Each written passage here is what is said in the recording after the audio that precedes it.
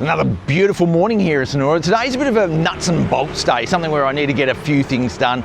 Mainly a haircut, you can see this thing is just looking ridiculous. I'm also going to try out a couple of coffee shops. Now, on my previous video, talked about where my favourite coffees were, and I thought, I haven't actually done videos at these places in a very long time, and I just thought I would like to go back there and show you what it's exactly like, rather than doing a full review. So the first place I'm going to try today is actually called Mushroom Espresso. They've also got an outlet over in Nusa Lembongan in Mushroom Bay, which is, I'm guessing, where the name comes from.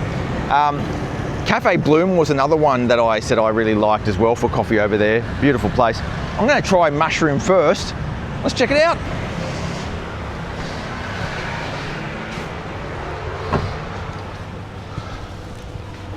Hello, Puggy. Got my hot cappuccino. It looks like a good one, as usual here.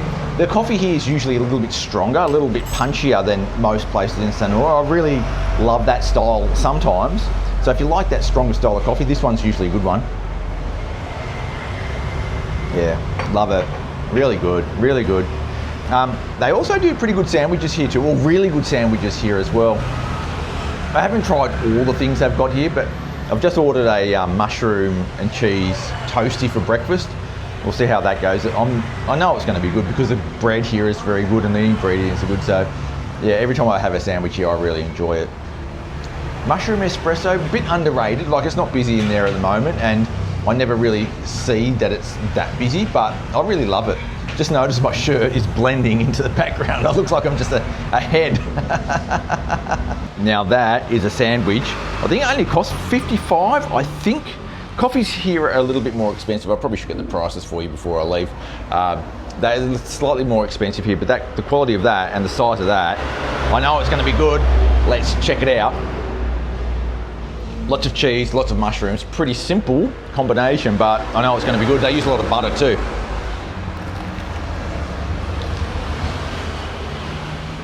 Just a point to note there, that sandwich is so big that it's easily big enough for two people. It costs 55,000, which is really good value when you think that you can share it between two. Coffee 38,000.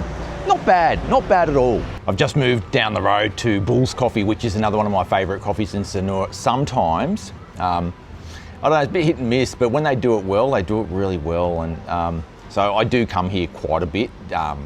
It's just that it's not always great. I don't know why. The staff do change around a little bit, so maybe that's something to do with it. But yeah, worth coming to anyway, down on Jalan Pantai Sindu. I'm just noticing at the moment that the clouds are coming over. Yeah, those big clouds are looking a little bit ominous.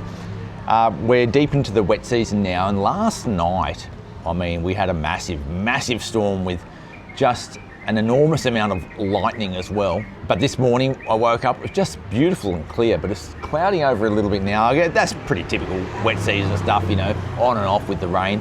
You never really can predict when it's going to happen. You wouldn't look at the weather apps, for example, because they're pretty unreliable. I did just swing past the hairdresser and he's not even open yet, so I have to wait for him to open, then I'll be right up there. I might even get a bit of a shave as well up there. I mean, it can be a little bit brutal as well. Like, you get like 5 layers of skin shaved off at the same time, but it's got to be done, doesn't it? So here it is. They always have these custom cups here, which I really like, and they give you a big glass of water. 33,000 for this coffee. Let's hope it's a good one today. Let's try it. Look, it actually looks pretty good. And it's a good one, you know? I don't know what it is. I think, I don't know if it's just the milk sometimes, it's not textured properly or something like that, but I think we sometimes underestimate how much effort goes into making a coffee. Like, there's a little bit of skill involved there, and you know, you see some baristas just go knock them out and you think it must be easy, but you can tell when you go to some places there's a bit of inconsistency, that there must be some skill involved. Actually, I've done a barista course now twice at different places, and it's very hard, like, just to get the milk to froth properly. Like, you need to really experiment a bit and try and get the right technique going. Like, it's not that easy. Even pulling the shots and making sure that you grind the beans to the right size and all that sort of stuff. Like, there's a heap of work involved in it. So I do appreciate these people making coffee, so I'm not going to be too critical when I get a bad one. Just a little bit. So this is the guy that I generally go to. I mean, I go to a few different places. This is GC. Hello, bro. How are you? Good, how are you?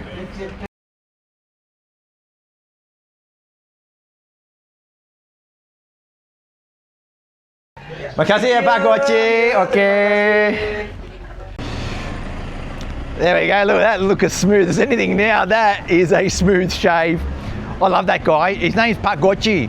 And he's got such an interesting story, like a really interesting story, a really chatty guy if you want. Like if you don't want to chat, he won't chat, but he's got some really good stories. And he was just telling me there basically how he became to be at that place, which is really interesting in itself. Pak Gochi is originally from the city of Banyuwangi in East Java, really close to Bali. You can actually see that area of Java from the end of Bali if you go to the end of Bali. And he came over, when he finished high school, he came over to Bali to look for an opportunity because he was from a pretty poor family in the village there, and Bali was the place where you go to earn a bit of cash. So his plan was to go and take a course at a salon. So he did a salon course with a Chinese guy in Denpasar. And he didn't really get a job straight away in hairdressing. He just worked in a hotel as like a cleaner or something along those lines, until one day a Balinese friend of his said, look, I want to set up a business. Will you be a hairdresser in my new hairdressing salon because you've done the training? He said, yeah, sure. And that's where he started in this place right now, GC Barber on Jalan Pantai Sindu. He started there in a partnership with a local guy, and he had a promise with a local guy, I will work for you for 10 years, and then after that, we can go our separate ways if we want, or we can keep going together. And as it turns out, he did that 10 years with that Balinese guy, or for the Balinese guy, and then took on the lease himself after he'd saved a little bit of money. But he charges only 50,000 rupiah for a haircut. He does a pretty good job too. 40,000 for a clean shave like I've just gotten. And the thing is, I actually put off having a hair, like if I'm over in Japan and I need a haircut like I did, I'm not going to go and get a haircut in Japan. I'll just let myself look a little bit messy till I get back and get a 50,000 haircut, which is the sort of thing that I think a lot of people coming to Bali for holidays probably should do as well.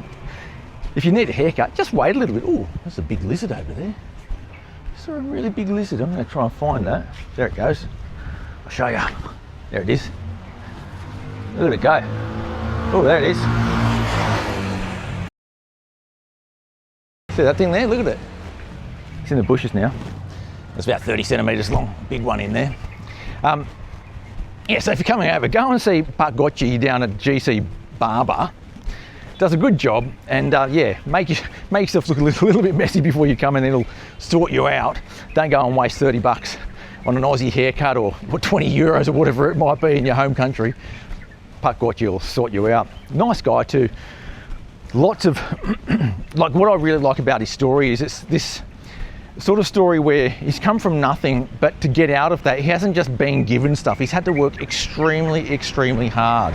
He's working long hours at that place to slowly get ahead to the point where now he's very successful, but still very humble. Love it. I probably should have mentioned it as I went past, but I was in full flow talking about Pak Gochi back there.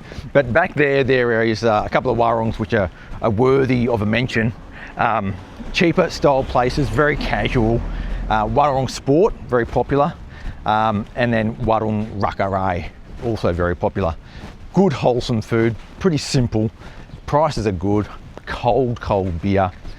If you're in this end of town, they're a really popular hangout for people because they are, well, probably similar to the Bali that we know from a long time ago, where you just have these simple warungs around, and that's what they are.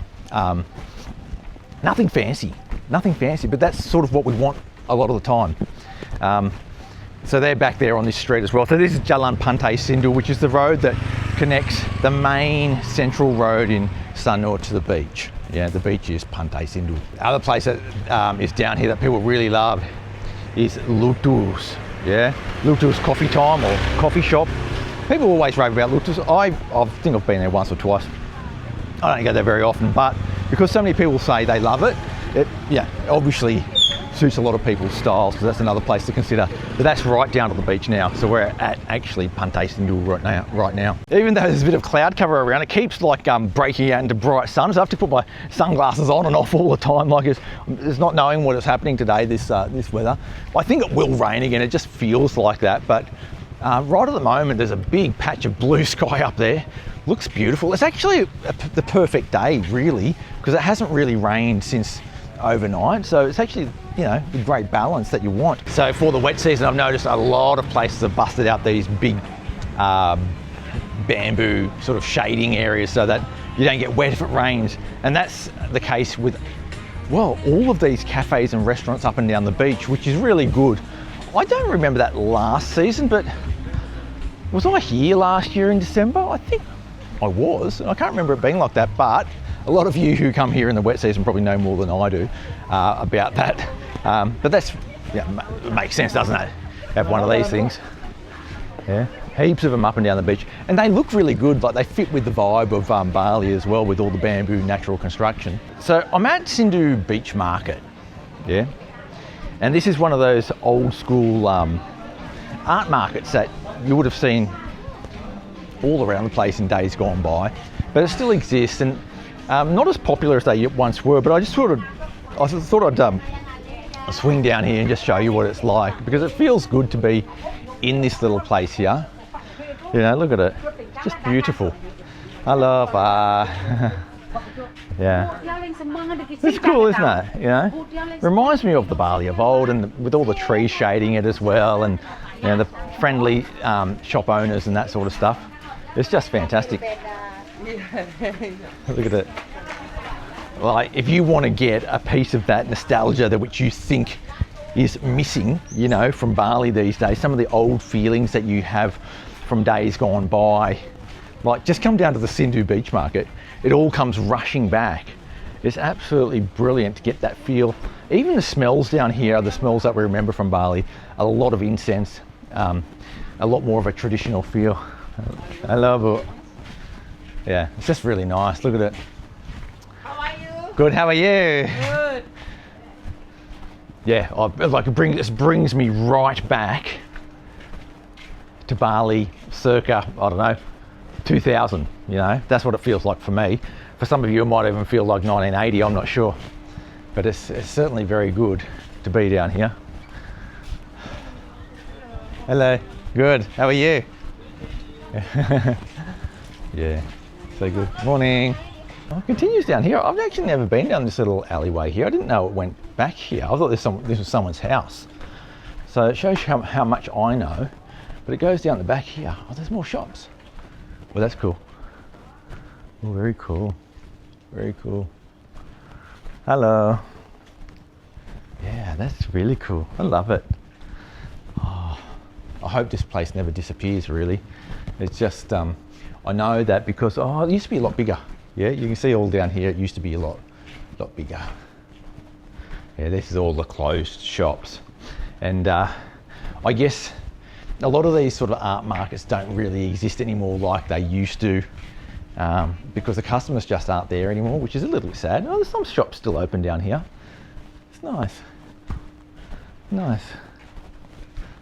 You know, back in the day, there would have been hundreds of people sort of walking up and down here, doing a bit of shopping, buying a bit of clothing, sarongs and arts and crafts and that sort of stuff. Buggy woo. Yeah, but it's just a bit sad some of these shops don't sort of exist anymore down here. I wish they did, but I don't know, it's just the way the world is now, especially with the internet. It feels like you can just get everything online these days, which is very sad because it directly sort of cuts out the very people who we like to support when we're here in Bali. Hello. Oh, jalan-jalan saja, Bu. Makasih, Bu. Yeah. Oh, sad. I wish this was busier. So this is actually just a loop of the actual front, and there must be, I mean, there's over 20 or 30 shops still open here, and there aren't any customers, which is sad. But maybe you can come down here and have a look around when you're here, maybe spend $5-10 or whatever, and that'll make someone's day, I'm sure of it. Maybe get a morning price. One of the things that's surprising me a lot this morning, it's nearly 11 o'clock right now, is that it's so quiet. Like so quiet. Hardly a person walking up and down this beachfront path. It feels very sleepy.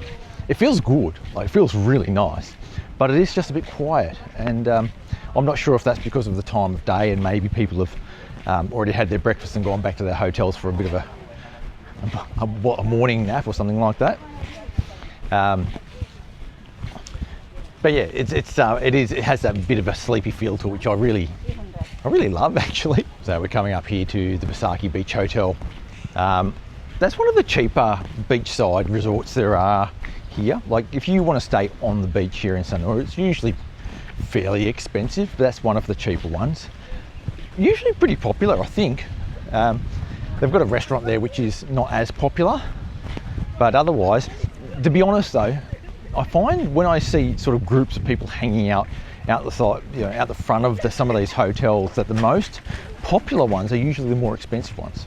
That's just the way I've sort of seen it over the past. Now I'm not sure why that is, because you would ordinarily think that a cheaper place is going to be a little bit more popular, but I don't know, it doesn't seem to be the case. For example, Gria Santrian, extremely popular, but that's a lot more expensive, But I guess the facilities are probably better. It's got a better sort of, maybe you've got better rooms and that sort of stuff. And right next to that is Villa Santi, or Shanti.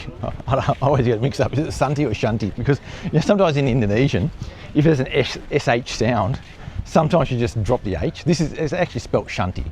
I'm going to call it Santi anyway. That's pretty popular as well. That's a nice place. I always see people out here having their brekkie or whatever, and it's a nice little location as well. So just walking along the path here, and I saw a viewer saw me, named Aaron. How are you going? Yeah, good. Adam, yourself? Good. Aaron was just saying that he lives in Cairns, and I think AirAsia's just recently cancelled. Yeah, they were flying for just over a year, or about a year, and then they've stopped. Yeah. Not sure if it'll start again. Yeah. Hope so. I didn't mind that option. So now you've only got Jetstar, so if that flight is full, you've got to find a different way to get around, Yes. basically. Yep, basically Jetstar's the only option. Tough to connect through Darwin or anything like that. Is That's it? not easy, but yeah, otherwise you're heading to Brisbane, Sydney, Melbourne. And so, is it really popular for people from Cairns to go to Bali? Because I know Cairns is quite a tropical environment. It is. I wouldn't jump in the water as freely as I do here in Cairns. That's it. So yeah, outside of that, it is a very similar sort of feel. Yeah. I live at Holloway's Beach myself, so stroll on the beach in the morning is not unusual for me. Having so many good food options so cheap is a bit of a treat over here. Unreal, isn't it? Yeah, like, absolutely love. For me, I know everyone's different, but for me, I like to go and try out lots of different places. Yep, I went to one of your recommendations. Did ya? I went to Old Brick. It's good, isn't it? It is very good. Love that. Did you try a little couple of cocktails there? I had some mocktails. Yeah. So I've been actually going to the dentist a bit since I'm over here. So that was the sort of driving reason. Because I've got a dentist friend, and she gives me all the inside gossip about how that works here.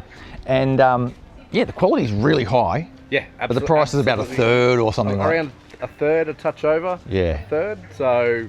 And especially for those things where you need something major done, like a crown or a root canal or implant. You're getting implants. Yep. They're expensive in Australia. Very expensive in Australia. How much are they costing you a piece here? Oh, because it's a big process. It is a process. This is my second trip to Bali to have it done.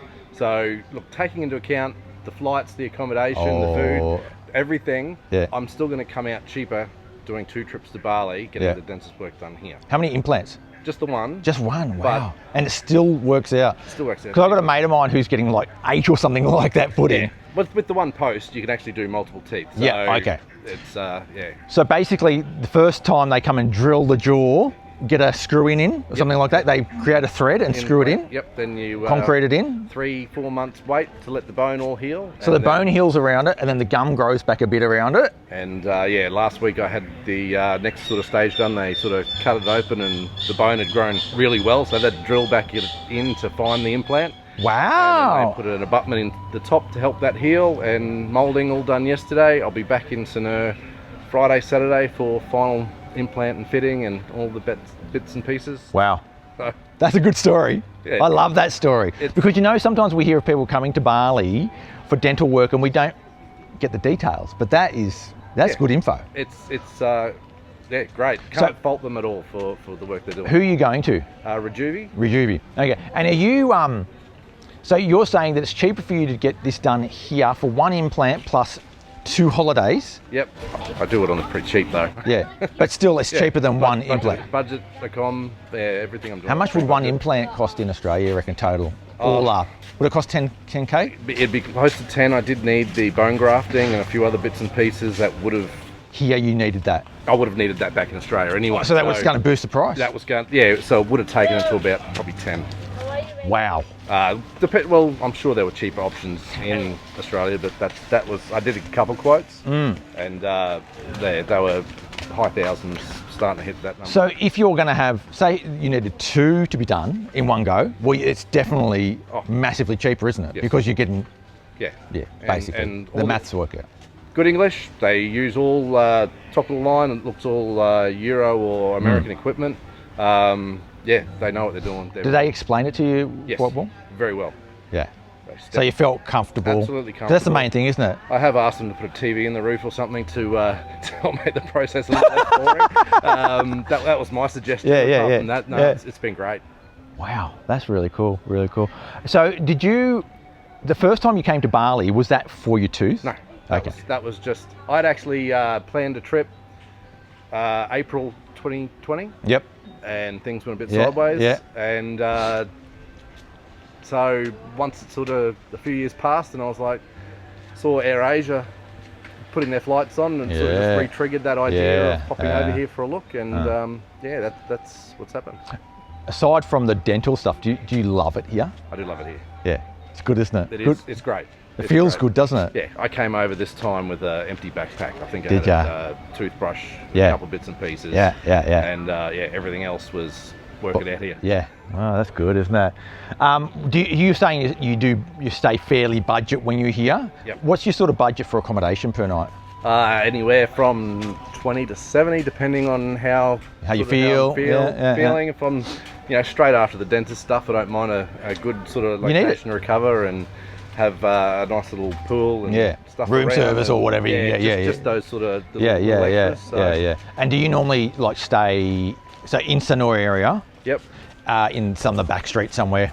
A bit of a mix. Yep. I'm in a little hotel, Nessa Hotel, just on, was it Tumblingun? Yep.